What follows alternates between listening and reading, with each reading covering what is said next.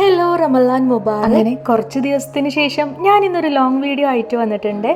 അതായത് നമ്മുടെ കുറച്ച് ഇഫ്താർ വിശേഷങ്ങളും പിന്നെ എൻ്റെ PCOD പ്രഗ്നൻസി ജേണിയൊക്കെ ആയിട്ടുള്ള അങ്ങനത്തെ കുറച്ച് സ്റ്റോറിയും കാര്യങ്ങളൊക്കെ കൊണ്ടിട്ടാണ് ഞാൻ ഇന്ന് വന്നിട്ടുള്ളത് കേട്ടോ. ഡെലിവറിക്ക് ഇനി ഒരു 1 വീക്ക് പോലും തികച്ചില്ല. അപ്പോൾ ഇനിയൊരു ലോങ് വീഡിയോ എന്നെ കൊണ്ട് പോസിബിൾ ആവോ ഇല്ലയെന്ന് എനിക്ക് അറിയത്തില്ല കേട്ടോ. മേ ബി നമ്മുടെ ഡെലിവറിക്ക് മുൻപുള്ള ഒരു ലാസ്റ്റ് വീഡിയോ എന്ന് വേണമെങ്കിൽ ഇത് തന്നെ ആയിരിക്കും. ഡെലിവറി റിലേറ്റഡ് ആയിട്ടുള്ള വീഡിയോസും കാര്യങ്ങളൊക്കെ ഇൻഷാല്ല എന്നെ കൊണ്ട് പറ്റുന്നുണ്ടെങ്കിൽ, അതായത് അപ്പോഴത്തെ കണ്ടീഷനും കാര്യങ്ങളൊക്കെ ഓക്കെ ആണെന്നുണ്ടെങ്കിൽ ഞാൻ അതും അപ്ഡേറ്റ് ചെയ്യുന്നതായിരിക്കും. Let's go to the video.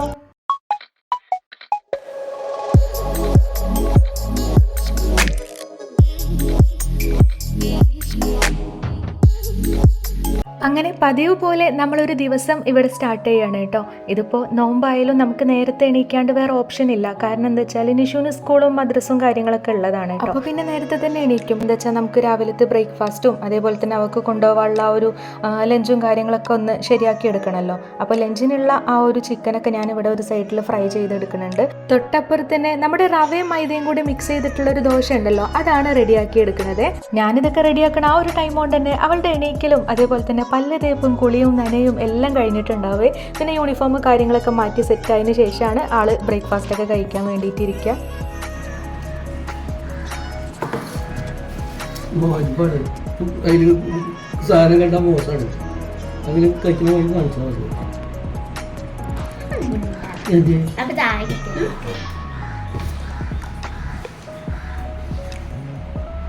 നിഷുവിന് pregnant ആവുന്ന ആ ഒരു ടൈമിലോ അതിന് മുന്നോ ഒന്നും തന്നെ എനിക്ക് PCOD എന്ന് പറഞ്ഞിട്ടുള്ള ഒരു സംഭവമേ ഉണ്ടായിട്ടില്ല കേട്ടോ. അതെന്താന്ന് പോലും അറിയാത്തൊരു സമയമായിരുന്നു അന്നൊക്കെ. ഇപ്പം നമുക്ക് എന്തെങ്കിലും വരുമ്പോഴാണല്ലോ നമ്മൾ അതിനെക്കുറിച്ച് കൂടുതൽ അറിയാനും കേൾക്കാനും ഒക്കെ ഒന്ന് ശ്രമിക്കുക. എൻ്റെ സെക്കൻഡ് പ്രഗ്നൻസി സ്റ്റാർട്ട് ചെയ്യുന്നതിൻ്റെ ഏകദേശം ഒരു 2 ഇയർ മുന്നാണ് കേട്ടോ എനിക്ക് ഈ ഒരു PCOD ഉണ്ടാവുന്നത്. ഇത് ആക്ച്വലി അത്ര വലിയ സംഭവമുള്ള കാര്യമൊന്നുമല്ല, ബിക്കോസ് ഇതൊരു കോമൺ ഡിസീസ് ആയിട്ട് മാറിയിട്ടുണ്ട്. ഇപ്പോൾ ഈ ഒരു PCOD എന്നുള്ള ഒരു ടോപ്പിക്ക് ഞാൻ ഇന്ന് കൊണ്ടുവരാനുള്ള സംഭവം എന്താ വെച്ചാൽ, ഞാൻ ഇതിൻ്റെ ഇടയിൽ ഇങ്ങനെ യൂട്യൂബിൽ ഓരോ വീഡിയോസൊക്കെ കാണലുണ്ട് കേട്ടോ. PCOD റിലേറ്റഡ് ആയിട്ടും അതേപോലെ തന്നെ അതിൻ്റെ ഇടയിലൊക്കെ ഒരുപാട് പേരുടെ കൺഫ്യൂഷനാണ്. നമുക്ക് PCOD ഉണ്ടെന്നുണ്ടെങ്കിൽ നമ്മൾ പ്രഗ്നൻ്റ് ആവൂലേ എന്നുള്ളത്.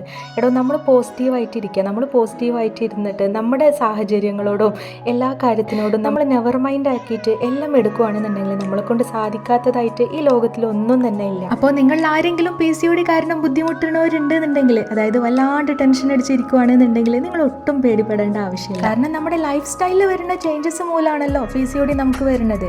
അപ്പോൾ നമ്മുടെ ലൈഫ് സ്റ്റൈൽ തന്നെ അങ്ങ് മാറ്റി കൊടുത്താൽ പോരെ, എന്നാൽ പിന്നെ സംഭവം ഈസി ആവും. ഒരു മെഡിസിൻസോ കാര്യങ്ങളോ ഒന്നും തന്നെ കഴിക്കാണ്ട് കടുത്ത പരിശ്രമത്തിലൂടെയാണ് ഞാൻ എൻ്റെ PCOD മാറ്റിയെടുത്തത്. കംപ്ലീറ്റ് അരിയാഹാരവും അങ്ങോട്ട് ഒഴിവാക്കിയിട്ടോ. ബ്രേക്ക്ഫാസ്റ്റ് ആയാലും ലഞ്ച് ആയാലും എല്ലാം അങ്ങോട്ട് ഒഴിവാക്കി പകരം ഫുൾ ഫ്രൂട്ട്സും വെജിറ്റബിൾസും അത് മാത്രം. അതേപോലെ തന്നെ നമ്മുടെ ഈ പെപ്സി കൊക്കോകോള അങ്ങനത്തെ സംഭവങ്ങളില്ലേ, അതൊന്നും കുടിക്കാണ്ടായിട്ടോ. നട്ട്സും സീഡ്സും കാര്യങ്ങളൊക്കെ നമ്മുടെ ഭക്ഷണത്തിൽ ഉൾപ്പെടുത്തി. അപ്പോൾ നമുക്ക് ആ ഒരു 1 മന്തിൽ തന്നെ എൻ്റെ ചേഞ്ചസ് ഞാൻ കണ്ടു തുടങ്ങി. പിന്നെ നല്ല പക്ക വ്യായാമം കാര്യങ്ങൾ അതും ചെയ്യാൻ തുടങ്ങി. നെക്സ്റ്റ് ടൈം ഡോക്ടറെ കാണിച്ച സമയത്ത് ആൾ സ്കാൻ ചെയ്യാൻ പറഞ്ഞു കേട്ടോ. ആ ഒരു സ്കാനിങ് റിപ്പോർട്ടിൽ ഈ ഒരു സംഭവം തന്നെ ഇല്ല. ഡോക്ടർ എന്നെ ആകെ അന്തം വിട്ടു എന്ന് വേണമെങ്കിൽ പറയാം. കാരണം ഒരു മെഡിസിൻസോ കാര്യങ്ങളോ ഒന്നും തന്നെ ഫോളോ ചെയ്യാണ്ട് നമ്മുടെ ആ ഒരു ചേഞ്ചസ്, അതായത് നമ്മളെടുക്കുന്ന ആ ഒരു എഫേർട്ട് കാരണമാണ് എനിക്ക് മാറിയിട്ടുള്ളത്. ഇത്രയും അടിച്ചുപാറുമായിട്ടുള്ള എന്നെ കൊണ്ട് ഇതൊക്കെ സാധിച്ചിട്ടുണ്ട് എന്നുണ്ടെങ്കിൽ നിങ്ങളെ കൊണ്ട് എന്തായാലും സാധിക്കും, അത് ഷുവറാണ്. അപ്പോൾ ഇത്രയൊക്കെ ഉള്ളൂ എൻ്റെ ആ ഒരു PCOD സ്റ്റോറി എന്ന് വേണമെങ്കിൽ പറയാം. കഥയൊക്കെ പറഞ്ഞ് തീർത്ത സ്ഥിതിക്ക് ഇനി നമുക്ക് നമ്മുടെ കാര്യത്തിലോട്ട് കിടക്കാം കേട്ടോ. ഇതിപ്പോൾ നമ്മുടെ അടുത്ത വീട്ടിൽ നിന്ന് കൊണ്ടുവന്നിട്ടുള്ള മാങ്ങയാണ്. ഒരുപാടുണ്ട് എന്ന് വേണമെങ്കിൽ പറയാം. അപ്പോൾ ഇതൊക്കെ നന്നായിട്ട് തന്നെ ഒന്ന് വാഷ് ചെയ്തെടുക്കുന്നുണ്ട് ഞാൻ. ഇവിടെ നിഷുവിനായാലും നിഫ്രൂട്ടനായാലും നമ്മുടെ ഉപ്പുമാങ്ങ ഉണ്ടല്ലോ, പണ്ടത്തെ സ്റ്റൈലിലുള്ള മാങ്ങ, അതിനോട് ഭയങ്കര ഇഷ്ടമാണ് കേട്ടോ. അതായത് വലിയ എരിവ് കാര്യങ്ങളൊന്നും ഉണ്ടാകത്തില്ലല്ലോ. അപ്പോൾ അവർക്ക് അതങ്ങ് റെഡിയാക്കി എടുക്കാമെന്ന് വിചാരിച്ചു. പിന്നെ ഒരുപാട് നാൾ നല്ല അടിപൊളിയായിട്ട് അങ്ങ് ഇരിക്കുകയും ചെയ്യുമല്ലോ അത്. അപ്പോൾ നമ്മളതാ ഈ കിട്ടിയ മാങ്ങ മുഴുവൻ നന്നായിട്ട് തന്നെ വാഷ് ചെയ്ത് വൃത്തിയാക്കിയിട്ട് എടുക്കുന്നുണ്ട്. അപ്പോൾ ഇത് 2 വിധമാക്കി വെക്കുന്നുണ്ട്. ഒന്ന് നമ്മുടെ മക്കൾക്ക് വേണ്ടിയിട്ട് ഉപ്പുമാങ്ങ ആക്കി വെക്കാനും, പിന്നെ ഒന്ന് നമുക്ക് അച്ചാറിടാൻ വേണ്ടിയിട്ട് കേട്ടോ. അങ്ങനെ നമ്മൾ കഴുകി വൃത്തിയാക്കി എല്ലാം സെറ്റാക്കി വെച്ചിട്ടുണ്ട്. ശരിക്കും പറഞ്ഞാൽ ഇതൊക്കെ ആ ഒരു ഭരണിയിലിട്ട് വെക്കണം അല്ലേ, എങ്കിലേ ആ ഒരു നാടൻ ഫ്ലേവറും കാര്യങ്ങളൊക്കെ കിട്ടത്തുള്ളല്ലോ.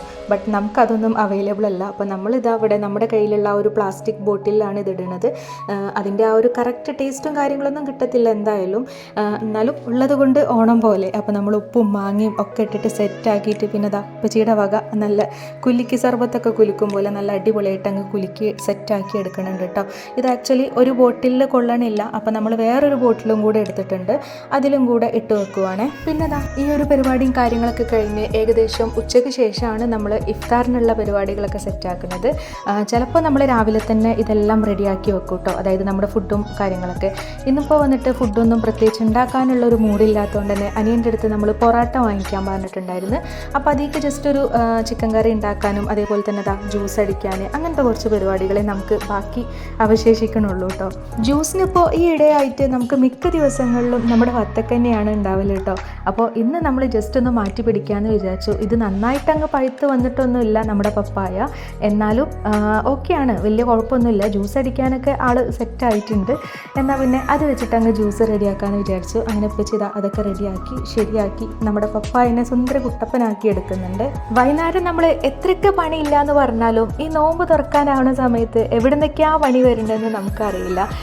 എത്രയൊക്കെ നമ്മൾ നേരത്തെ കഴിക്കാൻ വേണ്ടിയിട്ട് ട്രൈ ചെയ്താലും ആ ഒരു സമയം ഭയങ്കര തിരക്കാവും കേട്ടോ. എന്ന് പറയുമ്പോൾ അങ്ങനെ ഒരുപാട് വിഭവങ്ങളൊന്നും നമ്മൾ സെറ്റ് ചെയ്യണില്ല, അല്ലെങ്കിൽ നമ്മൾ ഒരുപാട് വിഭവങ്ങളൊന്നും ഉണ്ടാക്കലില്ല, അത് വേറെ വിഷയം. കാരണം നമ്മൾ ആകെ കുറച്ച് പേരേ ഉള്ളൂ. അപ്പം നമ്മളെ കൊണ്ട് കഴിയണ എന്തെങ്കിലുമൊക്കെ ചെറുതായിട്ട് അങ്ങോട്ട് ഉണ്ടാക്കും. അങ്ങനെ ചിക്കൻ കറിയൊക്കെ ഇവിടെ സെറ്റ് ആവാൻ തുടങ്ങിയിട്ടുണ്ട്. ഇതിലിതിപ്പോൾ ചിക്കനേക്കാളും കൂടുതൽ കിടക്കുന്നത് പൊട്ടാറ്റോ ആയിരിക്കും കേട്ടോ. അതങ്ങനെ തന്നെയാവും എന്തായാലും. നമുക്ക് 1-2 ദിവസം പോരല്ലോ, നോമ്പ് 30 വേണ്ടേ. അപ്പോൾ കറിയൊക്കെ അവിടെ സെറ്റാക്കാൻ വെച്ചിട്ടുണ്ട്. ഇവിടെ നമ്മുടെ ഉപ്പച്ചിയുടെ പപ്പായ ചുത്തലൊക്കെ കഴിഞ്ഞ സ്ഥിതിക്ക് അനിയത്തി അതെല്ലാം കൂടെ പെറുക്കിയെടുത്തിട്ട് ജ്യൂസ് അടിക്കുന്നുണ്ട് കേട്ടോ. ഇനി എൻ്റെ അടുത്ത പരിപാടി എന്ന് പറയുന്നത് കറിക്കുള്ള തേങ്ങയൊക്കെ ഒന്ന് വറുത്തരക്കലാണ് കേട്ടോ. കാരണം വറുത്തരച്ചിട്ടുള്ള കറി ഒരു പ്രത്യേക ടേസ്റ്റാണ്. ചിലപ്പോഴേ നമ്മൾ വറുത്തരക്കലുള്ളൂ, മടിയാണ്, അതാണ് മെയിൻ എന്ന് വേണമെങ്കിൽ പറയാം. ഇതിപ്പോൾ വറുത്തരക്കുവാണെന്നുണ്ടെങ്കിൽ കുറേ ഉണ്ടാവും കറി തന്നെ. പിറ്റേ ദിവസം നമ്മൾ അത്താഴത്തിന് അങ്ങനെ പ്രത്യേകിച്ച് ഫുഡൊന്നും ഉണ്ടാക്കത്തില്ലേ, ഈ ഒരു സെയിം സംഭവം തന്നെയാണ് നമ്മൾ അത്താഴത്തിനും എടുക്കൽ. പിന്നെ കുറച്ച് വത്തക്കയും കാര്യങ്ങളൊക്കെ ഒന്ന് കട്ട് ചെയ്തെടുക്കുന്നുണ്ട്. അതിൻ്റെ ഇടയിൽ കൂടെ നമ്മുടെ കറിയൊക്കെ റെഡിയായ സ്ഥിതിക്ക് അതിലോട്ടുള്ള വറുത്തരച്ചിട്ടുള്ള ആ ഒരു തേങ്ങ ഉണ്ടല്ലോ, അതും കൂടെ നമുക്കിനി അങ്ങ് ഒഴിച്ചു കൊടുക്കാം. ഏകദേശം ഒരു 6 മണി ആ ഒരു ടൈമൊക്കെ ആയി തുടങ്ങിയിട്ടുണ്ടാവും കേട്ടോ. അപ്പോൾ നമ്മൾ ഓരോന്നായിട്ട് ഇങ്ങനെ എടുത്തു വെക്കുവാണേ. ഇതിപ്പോൾ അനിയന് കൊണ്ടുവന്നിട്ടുണ്ട്, ഞാൻ നേരത്തെ പറഞ്ഞല്ലോ ഇന്ന് പൊറാട്ടയാണ് എന്ന്. അപ്പോൾ അവനത് കൊണ്ടുവന്നിട്ടുണ്ട്. പിന്നെ ഇതുപോലെ എന്തെങ്കിലുമൊക്കെ സ്നാക്സ് ഐറ്റംസും കൊണ്ടുവരലുണ്ട്. ഇപ്പോൾ നോമ്പ് വന്നതിന് ശേഷം നമ്മൾ വല്ലാണ്ട് അങ്ങോട്ട് വീട്ടിൽ പൊരിക്കാനും കരിക്കാനൊന്നും നിൽക്കലില്ല.